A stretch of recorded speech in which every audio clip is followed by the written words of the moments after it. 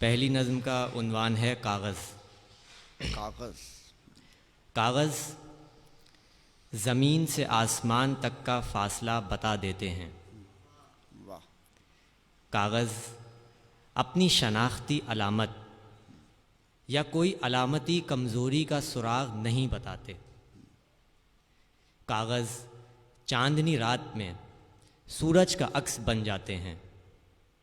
کاغذ کی کوئی ہڈی یا کوئی نس نہیں ہوتی۔ کاغذ کو دبوچ لیا جائے تو وہ کوئی آواز نہیں کرتے۔ واہ کاغذ مسافر کو راستہ بتاتے ہیں۔ زمین پہ بیٹھے شخص کے ساتھ اکڑو بیٹھ جاتے ہیں اور اس سے ہم کلام ہوتے ہیں۔ کاغذ پہ دنیا کا نقشہ بنایا اور بگاڑا جا سکتا ہے۔ کاغذ پر نظمیں لکھ کر جلانے سے کاغذ کی آواز سنی جا سکتی ہے۔ کاغذ کے پریشر پوائنٹس کو دبانے سے ان سے پیانو جیسی آواز سنی جا سکتی ہے۔ مگر کاغذ کا کوئی قومی نغمہ، قومی نشان یا قومی دن نہیں ہوتا، اور کاغذ تک پہنچنے کا راستہ کاغذ خود بتاتا ہے۔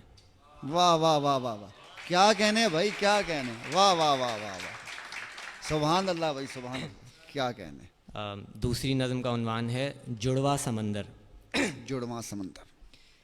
ایک ساحل پر آباد دو سمندروں نے ایک جڑواں خواب دیکھا، جس میں پائے جانے والے باشندوں کا ایک جگہ سے دوسری جگہ جانا ممکن تھا، جس کے ہر فرد کے دائیں گال پر موجود تل ان کی یکسانیت کی علامت تھا، جس سے یکساں خوشبو آتی تھی، اور جس کے باشندوں کے کاندھوں پر بیٹھنے والے فرشتے ایک ہی طرح سے مسکراتے تھے۔ جس رات آمد و رفت کرنے والی ایک کشتی زخمی ہوئی اور شہر کے تمام درخت جل گئے، اس رات ایک پھل باقی رہ گیا، جس کی ایک بیج نے ایک درخت پیدا کیا، اور جس سے بنائی گئی ایک کشتی سے دونوں شہر پھر سے آباد ہونے لگے۔